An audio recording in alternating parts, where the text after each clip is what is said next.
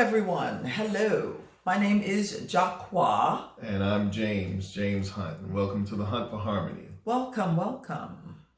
We'd like to always give a disclaimer that we're not ministers, we're not counselors, we're not therapists. We're just two individuals who would like to share with you the things that we've learned over our 26 years of marriage and 30 years of being together, and hope that you guys will get something from it to help you in your marriages. Now, tonight, we're going to title this segment, What Have I Done? Now, the reason that is because we get reports from different people reaching out to us about their marriages and so forth. And we actually heard one that is pretty disturbing and really kind of hurts me, to my heart, because you want to see people do better. You want to see marriages be successful. And because this is not going that way, it kind of got to me, to my spirit. So I figured we talk about that a little bit tonight. And what we'll start out with is, Well, wait a minute. Yeah. What have I done after you've gotten married? Well, I'm just anxious to talk about it. Yeah, that's all. You're very anxious to talk about it. But after you've found yourself in a marriage and things start to go unlike the way that you want them to, then sometimes that is a question that you ask yourself, what have I done? Now. And again, I don't want, if we cannot have children there, I prefer they not be there, because we don't know how they would take some of the stuff that they may hear, and we don't want to damage, the minds of kids. So if you can have your kids go to another room or you go to another room so that you can listen, that'd be great. So I want to start out tonight, just specifically speaking to the men.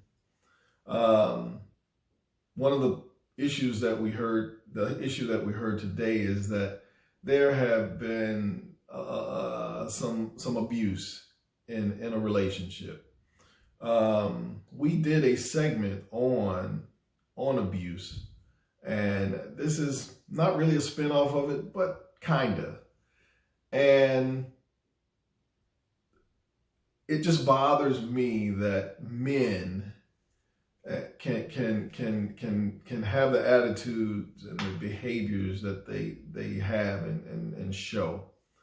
You have a wife, and I would never, first, I'm a sinner just like everybody else. I am not a perfect guy at all.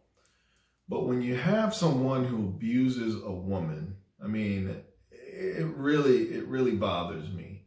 You got a husband who has a wife who makes sure dinner's cooked, kids are fed, and, your clothes are washed, and, they're doing everything, that a wife should do. Is she perfect? No, she's not perfect. She's not God. Wait a minute. Everything that a wife should do? No, I didn't mean it in that way, okay? She's doing things that... For their marriage. For their marriage. She's doing. But a man would be pleased, to have his wife do things like that for him. I know I'm thankful for it, although my wife makes me wash my own clothes, but no. But to have that guy, and I know there are many people out there like this, who expects a woman to respect them and to make them feel like they're manly men, because they are, they've grown a little pubic hair, and, their voices have changed and gotten a little deeper. Just because that has happened, that doesn't make you a man. And when you demean a woman, and you talk down to her, you make her feel like she's just a nobody and things have to revolve around. To me, that makes you a punk. That just bothers me to my gut. Anytime you have to make your wife, somebody who's got your best interest at heart, feel like she's a nobody, you kill her self-esteem. You talk to her like she's trash. Just because you didn't get things the way you want it. You act like a little kid. That's not a man. And you get no respect from me. A man who treats a woman like that, I'm not going to say I don't love you. And I'll do whatever I can to help you. But I will not respect you being who you are. Just to let guys out there know, you have to change. That's not manly behavior. You got it all twisted if you think that's what a man is. Well, before you jump any farther, because this is bubbling up in you. What about, or let me just interject here, that this is why premarital counseling is so important. Because you don't know all of what you're getting into when you get married. It is not what you imagine it will be. It just isn't. And it's one of those things that you can't describe, or even if it's descriptive or you're able to give a description, you wouldn't believe it. You're not going to believe it until you're actually in it, because it's just one of those things you have to experience for yourself in order to fully understand it. So premarital counseling is so important. Now, is it going to expose everything? No. And if you go through premarital counseling, is it going to prevent you from going through anything? No. You're still going to have ups and downs and learning curves and rough spots and rough patches in your marriage. But if you are in a good premarital counseling group or individual sessions, then it is going to expose some things. The key is that you have to be in the position to hear them and decide, is this something that I can live with for the rest of my life if it goes unchanged? Or do I just need to cut my ties, cut my losses, and move on? And that's a tough decision to make, because you're in the throes of love. You love this person. And we've been talking about marriage, and we're already engaged, and we have our venue picked out, and we've got our cake. We want to do this. We know we want to do this. But you've got to keep your eyes open. Don't lose your thought, okay? Because I just want to give one example. I think I gave this example to someone I was speaking to. It's like looking for your dream house. Of course, your dream mate. When you go to your dream house, obviously, unless you're building from the ground, you're going to have to make some concessions. Everything will not be perfect. But you have to decide before you purchase it which things you're willing to live with and which things are deal breakers. And it's okay to have some deal breakers, because when you don't, and if you don't make that investment on the front end, then you end up possibly sometimes with what we're talking about here on the back end some years later. Your thought? We'll be ready to say. No, she said that, some of the things you're so in love to where you kind of say, okay, I'll accept that. And it could be lust. It could be the fact that the sex is good. He's pretty, he's handsome. Well, I would say I hope he's not pretty. And I mean, she's pretty, he's handsome. And so you're willing to overlook or just not see because you're blinded. Right. Oh, he's got a good job. Right. She's got a good job. She's a leader. She's self-sufficient. But you may just not see it. And then you find yourself, if you see it, you made that decision to go ahead and marry anyway, because it's not going to be so bad. You never know how deep water is until you get in it. Okay. And now you're in the water and it's deeper than you thought. Mm-hmm. Those behaviors that these guys show, I'm talking primarily to guys right now, but that behavior was not something that just popped up out of the blue. I promise you, because he's human, there is something that was said, something that was done, an action, a response. There was something that would have given you an inkling. You've been like, but you don't pay attention because you have all these other things going on. Right. And you love him. And you love him. Now, that's where having people around, family and friends, because you can't see everything, you're preoccupied. But they can see these behaviors. But then it's up to you to listen and not think, oh, they're just trying to break us up. They're jealous. You know, you can't think like that, because when you do, you miss things and you end up where we're talking about right now, where a guy mistreating you. Okay? So to say that women are not totally blameless at all. You made that decision to be married to that guy because he was a roughneck. You know? I'll tell you, growing up, I couldn't even have girlfriends because they said I was too nice. You're too nice. You too nice. I'm like, that's the stupidest thing in the world. But that's how women think. Some women, not all, of course. But you find yourself in a situation where you're not happy. You're not happy at all. And you continue to try to hold on to it, which is excellent, because you should try and keep your marriage together. You should do everything you can to keep your marriage together. Okay? I don't care what's going on. But, as we said in our previous segment on abuse, you can't stick around and let somebody use you as a punching bag. Even if it's, not just physical. That could be a verbal punching bag. That could be a mental, narcissistic type behavior punching bag. So not just physical. Not just physical. Not at all. Now, you got a decision to make. Do I stay or do I leave? It's a big decision. Big now, decision. Notice I didn't say, do I stay or do I get a divorce? I didn't say that. I said, do I stay or do I leave? And when I say leave, I mean get yourself and your kids, if you have kids. If you have kids, out of that environment. Okay? Get them out of that environment.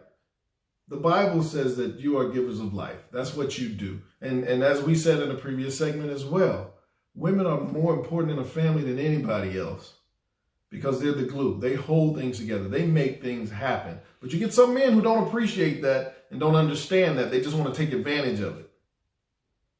But it's your job not to only protect yourself, but your children. Although the husband might not be verbally abusive to the children, seeing their mother be berated and demeaned, it affects them mentally. So you have to protect them in that way as well. Again, I'm not saying divorce, but you have to get yourself out of that situation. Would you agree? Absolutely. Separation is not a bad thing. Separation is a good thing to me, in my eyes. And if when you decide to separate, that a separation is necessary, then there are some things that need to be done during that time. This is not a separate for the sake of being away or being apart. Typically, when things begin to crop up in a marriage, then you have to identify them, you have to acknowledge them, and you have to try and do something about it. You can't pretend that it's not happening and allow it to fester, because it's always going to bubble up somewhere else. So in doing that, I've said many times before, there is no resolution without confrontation. Sometimes, unfortunately, because you are married, the confrontation requires that there be separation. Because as long as I'm here, there is no reason for change to take place, especially if you've put up with it for years, decades. Then there is no catalyst. There is nothing that's saying, hey, maybe I should change my behavior. And you may need to leave. You may need to decide that you're going to get your things and be away so that you're not the distraction anymore. So that your spouse is not focusing on all the wrong stuff, but hopefully that will turn inward. And I guess it is necessary, of course, for both people to make some acknowledgments. Right. And it's not to say that, my poop smell worse than yours or your poop smell worse than mine. Because, hey, we both got some icky stuff going on, granted. But if we're both willing to work on it, we're probably not going to be very successful working on it together at the same time, because you're focusing on all the stuff that I need to change and I'm focusing on you. Whereas if you're separated, you have space and time to focus on you. I have space and time to focus on me. And by the way, again, this is what should take place in premarital counseling, because in premarital counseling, we are not one. We are not bound together. So I can deal with my stuff and you have to trust that I'm doing that. You can deal with your stuff. I have to trust that you're doing that. So then when we come back together, are we perfect? No. But at least we've taken the time to put some work in, and hopefully, we're seeing some changes. Acknowledged and addressed your shortcomings. Right. In marriage, it's going to be more difficult because you're right there on top of one another. So sometimes, again, like I said, sometimes it is best to give yourself space. So then the question becomes, how much time? How long should we be separated? How long is too long? How long is it before I say, you know what? It's just time to divorce. And again, please understand, we're not saying divorce. I know we'll probably get some messages. I'm just saying that because I'm sure somebody would say, well, you were part that long, you might as well get a divorce.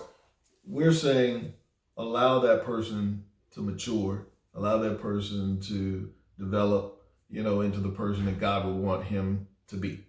And again, you cannot say, well, he is X number of years old or she is X number of years old. That should have been taken care of. You can't say that.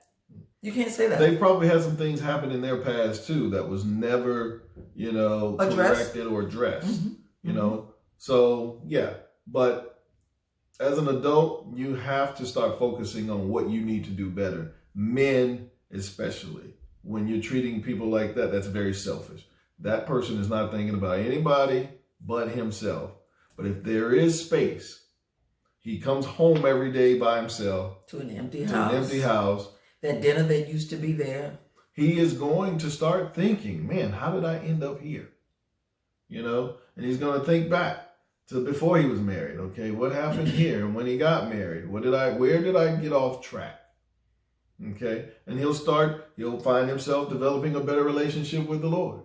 And once he does that, things will definitely change, because he's not going to be doing things based on how he feels. He's going to be doing things based on what the Lord will have him do.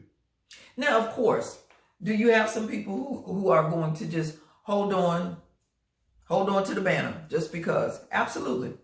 Because they don't want to admit that they don't want to admit that they are wrong. They don't want to admit that they have been or have played a primary role in causing the destruction of their marriage and this other person. So yeah, you're going to have some people that will go to the death. Now back to the time thing. There's no definite time frame for anything to take place. Mm-mm. You have to be prepared to be in it for the long haul. Let your spouse know, I love you. And the only reason we're doing this is so that you can work on your things and I can work on me. Right. Okay. I love you. I'm not divorcing you. I'm going to be here. I'm going to love you through this.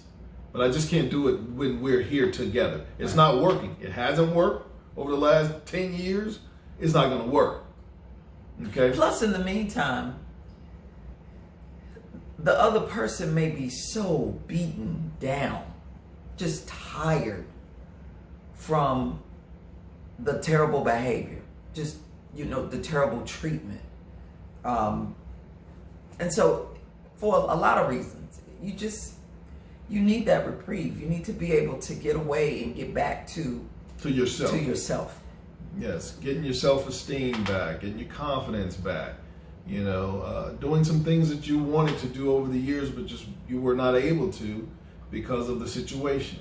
You want to get back to those things. Now, ladies, do not be duped. Okay? These guys will come to you on bended knee stating, I've changed, baby, I love you, and they'll say all the right things, and it's only been a week. No. That's not it.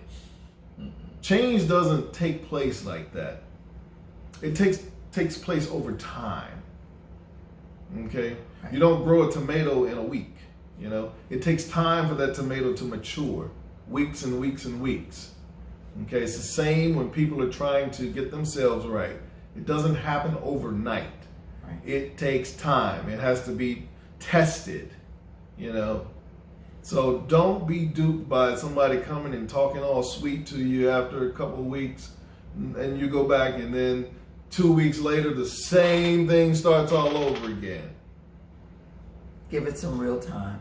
And if you're in prayer and believing God that your husband is going to get better, God will show you when he has gotten better. Mm-hmm. That's when it's time. Mm-hmm. He will show you when it has gotten better. We're examples of that. I think we shared. We broke up for about a year or so. And God showed her that I had changed. But I didn't even have an interest in getting back, no real interest in getting back together at all. You lied. I'm kidding. She thinks she all that. But I didn't, because I was so focused on making me better. That's true. But when we got back together, things were different. And actually, if you recall, we didn't even get back together. We were sitting, I was living in, off of Farragut. Yes, in Hyattsville. In Hyattsville. Yeah. And we were sitting on the front porch, and you asked if I would think about going to premarital class. Yeah, I guess that's We true. weren't even together. Right. We weren't together. Right. But it took that time for me to really change, truly change. Because initially, I was trying to make it seem like I was, I had it together in a couple of weeks, month or so, But then one day I went out to her apartment and I kind of lost it. Oh, yeah. And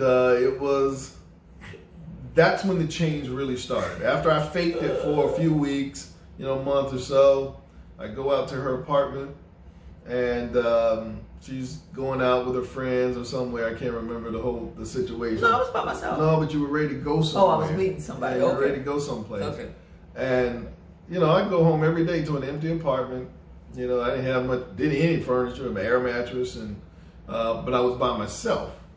And I just lost it, and what about me? And she was driving to the train station, and I jerked the car out of gear, threw the keys out the window, just totally lost my mind. Lost it. And because that was the time, God said, okay, it's time to stop faking.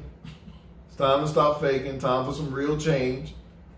So I got out and started walking, and I heard God tell me, this is not who you are. And I dropped to my knees and I wept like a little baby. On the side of the road. And I felt sorry for her. And she did. She loved me, So I stopped. She stopped. First I heard the wheels go skirt. And she went by me. But she pulled up, I got in the back seat, and she took me to the church. And dropped him off. Dropped me off, didn't say bye, didn't say nothing. But we would see one another every now and again, because I started going to church. We would see one every now and again, a Friday night service or a Sunday service or something. But it was that time when I really let go of who I was and allowed God to make me who I wanted to be. So men, you gotta get rid of the facade, okay? Don't fool yourself. Let the change happen like it needs to happen, and you'll have everything you want. You'll feel the way you think you should be feeling, because God will provide that through your wife, okay? But this behavior has to stop, man. It has to stop. Otherwise, your marriage is gonna be destroyed. Your children are gonna be destroyed. This decision, for you to act this way doesn't just affect you. When I was at the church we used to go to, one of the things that the pastor said that will stick to me, we tell our kids, we tell friends and other children, every decision that you make is long-lasting and life-changing. I don't care how big or how small it is. It's going to change the course of things. And when you having this type of attitude and behavior towards your wife, you know, cursing your wife in front of your kids and all this stuff, it affects people for a long time. And you should feel bad that you've affected children in that way if children are involved. There's no reason why you should talk bad to your wife, period, but especially in front of children. I mean, how do they grow up thinking my dad loves me or my dad loved my mom? You know, so what kind of man am I going to marry? Am I going to marry a man like my daddy? I hope not. You know, so you don't want people to think about you in that way. So please, I apologize for getting on the soapbox, but this kind of stuff really bothers me. It really, really bothers me. And I just think there's no place for men like that in marriages. Too much is at stake. It's our job to be examples. And you know, the sad thing about it, a lot of these people are Christians. And they use the Bible to hide those behaviors. That's sad. So wake up, guys. Decide to make some changes in your lives because you have other people depending on you for that. Okay? We were at High Point University when my daughter was running track and she was being recruited. So we visited High Point and the president spoke to us. And he made a statement that I'm making to the men right now. He said, somebody out there is waiting for you to become the best you. That's deep. You being the best you is for somebody else. They're waiting to see that. Somebody else needs you to be the best you. So be that person. Allow God to help you become that person. You done? I'm done. I'm done. Sorry. It just, No. I mean, it's all true. It's all true. It's all true. I don't want any guys who are listening to think that we're ganging up on you, but there are some of you who need to hear just that. And if you got a problem with it, hit me up. I'm on Facebook, Instagram, okay? If you want to talk, let me know. I know everybody's not going to like what was said. Yeah. I didn't say it so you could like me. I was saying it so that you can look at yourself, not be mad at me, but get mad at yourself about being that way. So like I said, if you got a problem with it, holler at me. Alrighty then. So join us every Thursday at 7:30. Oh, you're doing worse than me. Oh. Yes. Join us every Thursday night, The Hunt for Harmony, at 7:30 on Instagram and Facebook. Again, It's always, we consider it a privilege to be able to talk to you. Yes. And hopefully, you know, we have had some positive effects on some lives. And we want you to go out and share these, you know, your videos and share share with other people, you know, what you're getting from this, and send us comments, please. Comments and likes. You know, you can't get too many of those, because the more of those we get, the more people who will become interested, the more lives that can be changed, and that's what we're here to do. So let's go out, save some marriages, and we will see you next week. See you next Thursday. Good night.